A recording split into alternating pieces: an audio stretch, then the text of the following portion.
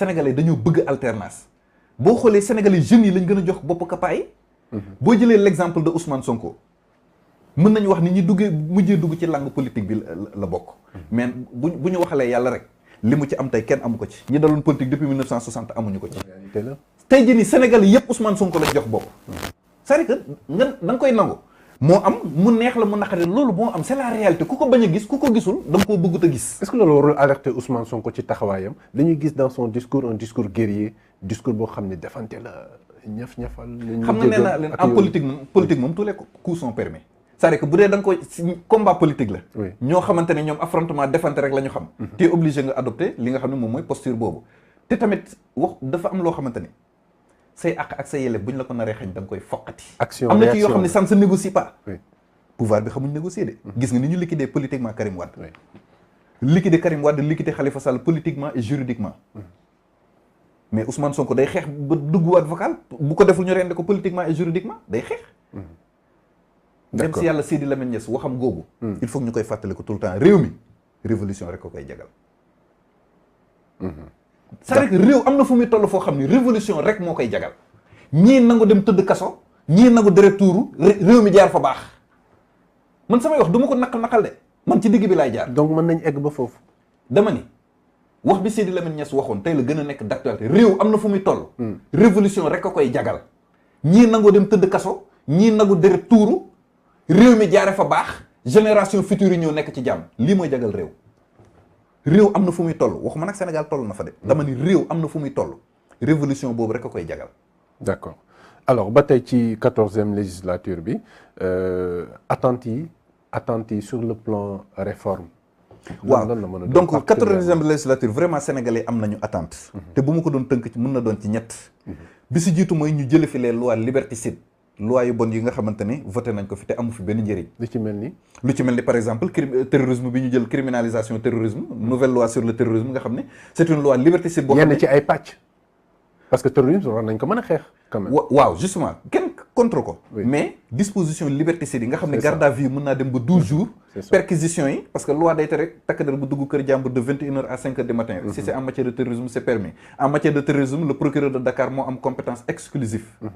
fu ñu la mënti jàppee ci réew mi dañ lay indi donc mbir yooyu nga xam ne day violer droits de l'homme les droits de la défense sont sacrés. te bii rek benn rek parmi tant d'autres loi ak yoo xamante ne am na fi donc première attente sénégalais yi ci législature bi bokk na ci ñu supprimer les lois liberticides yi fi am. deuxième attente sénégalais yi mooy ñu voter leen loi yi am njëriñ yi. loi yi am njëriñ yi bokk tey jii ni boo doon def micro trottoir tey def sondage xool loi bi sénégalais yëpp gën a xaar mooy criminalisation homosexualité wàllum góor jigéen ñu def ci li ci sa ànd sam muñ ji koy bëgg. donc loolu bokk na ci tamit suñu xaalis askan wi xaalis bi nga xam ni kenn xamul fan lañ ko dugal ñu leeral ko à travers des commissions d'enquête parlementaire loolu ñu ngi koy xaar bu baax a baax. opposition annoncé na ko justement bokk na ci donc loolu yëpp attente la bu sénégalais di xaar mais bokk na ci tamit assemblée nationale exercer pleinement ses prérogatives. rôle député Jeylaane du rek voter ay loi mais contrôler l'action du gouvernement ci la bokk contrôle de constitutionnalité loi yi nga xamante ñu ngi fi voter ci la. xel yi mën na dal ci profilage bi li ñu am ci profil. vraiment man profil yu bëri yu ma gis nii. man dal na sama xel moo tax am naa yaakaar ni 14e législature bi dina wute lool ak législature yëpp yi fi jotoon nekk yëpp. ci côté ressources humaines. ci côté aussi démarche par rapport ak ni nga doon doxalee mais député yoo xamante ne. bu ñuy voté loi xamuñ sax lu ñuy voté dañuy bàyyi ba jour bi ñu voté loi nga xëy envoyé message sa groupe président groupe parlementaire ne ko tey luy conseil bi on vote oui ou non xam nga loolu du type de député yooyu la ñuy xaar. d'accord député yi ñuy xaar par exemple boo jëlee l'exemple de Guy Marius Sagna. man am naa yaakaar ni ku mel ni Guy Marius Sagna vraiment bu demee assemblée nationale dana doxal lañ ko fay xaare parce que moom déjà ba mu nekk lu député rek la doon xeexal sénégalais yi. Jeylaane observer Guy Marius Sagna il mérite d'être décoré partout xam nga lu tax. amul benn ñaxtu boo xam ne Guy Marius Sagna def na ko pour ay intérêt boppam lépp ay intérêt askan wi moo ko ci taxoon jóg ñaata yoon la ñu arrêté Guy Marius Sagna ñaata yoon lañ ko tëj kaso bi te lañ ko tëjee kaso yëpp du pour ay soxla boppam ay soxla sénégalais la demoon di leen ko kaasal ñu jaare ko tëj ko ci kaso kooku nga xam ne nekkagul député sax am taxawaay bii ci askan wi tey jii mu nekk député war a am assemblée nationale sama xel mu day dal ci moom am naa yaakaar ci moom te yàlla bu yàlla tas yaakaar. te fulla ak fayda da ciy boole. waaw yàlla bu yàlla tas yaakaar. man gëm naa ne moom dina ko exercer pleinement. li nga xamante ni moom mooy son rôle de député. d'accord temps bi ñu mayoon jeex na on va aborder un dernier point. muy wàllum coupe du monde bi. am na benn communiqué nag boo xam ne jot nañu ko. ci wàllu droit de retransmission yi xeex dafa amoon diggante RTS mi nga xam dafa yàgg am monopole bi.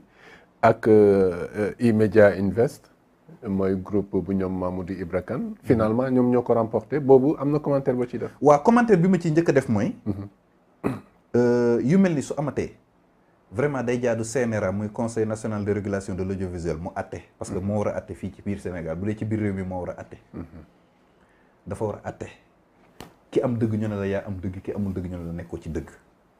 parce que le même problème s'est posé en 2018 ci coupe du monde Russie 2018 mais boo xoolee le CNRA a tranché tardivement dafa bàyyi ba mbir mi carte gi leer ba pare ba ñaari parti yëpp déggoo ba premier ministre sax yaakaar naa temps yooyu ki fi nekkoon premier ministre moo la convoqué woon les 2 parties woo leen ñu dialogué surseoir arbitrage judiciaire bi ñu bëggoon après loolu bi ñu demaatee ba après loolu ay weer après ci le CNRA génne communiqué boo xamante ni day wax ni diw ak mii moo gagné médecin après la mort.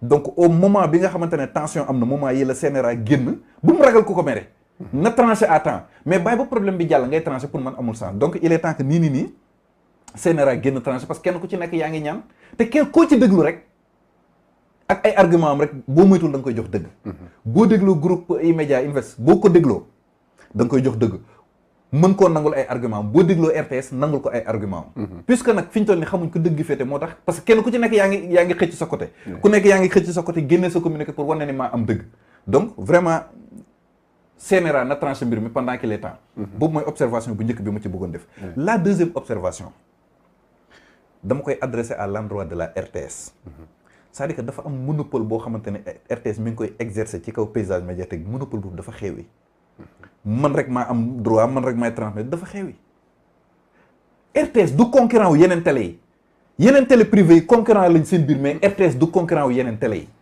loolu il faut que mu leer RTS service public lay nekk loolu war na mën a am mu am de droit de détenir de droit yi ba pare jox ko sax yeneen télé yi ñu kii ko mais c'est le Sénégal qui gagne tëddee njaaxal c'est pour l'intérêt de tous les Sénégalais am na ci Sénégalais yoo xamante ne duñ seetaan RTS am na koo xamante ne day préférer dem seetaan beneen télé léegi kooku yow lor nga ko boo nee RTS rek moo koy wàññi rek c'est-à-dire que monopole moo xewi télé yëpp li ñuy def ñun ñëpp ñoo bokk li ñuy def dénominateur commun muy public comme privé suñ dénominateur commun mooy ñun ñëpp dañuy def service public audiovisuel donc vraiment RTS na gën a yaatal yëf yi te xam ni vraiment ñëpp xaj nañ ci ñu gën a yëwénal yëf yi d'accord loolu buñ ko defee moom dinañ ko defal c'est le Sénégal qui gagne d'accord donc ñu ngi lay jaajëfal Pape Jëlaani maa ngi lay jaajëfal di amoon mbégte jàkkaarloo ak yow di am yaakaar ni liñ fi waxtaanee dina jëriñ képp koo xam ne yaa ngi ñuy bàyyi xel waaye di am yaakaar ni kaddu yi ñu fi yëkkati yëg amul kenn koo xamante ne di nga ci sentir visé dañu doon wax rek li nga xam ne loolu la yoon wax ak nu mu war a doxee d'une manière générale mais visé wuñ ci kenn d'accord lépp rek pour defar ni ko Sénégal 7 di nekkee saa su ne ñu jaajëfal ko bu baax Pape Ndiaye moo nekkoon suñu chroniqueur ci 100% actualité ni ñu koy faral di defee saa su ne di leen jaajëfal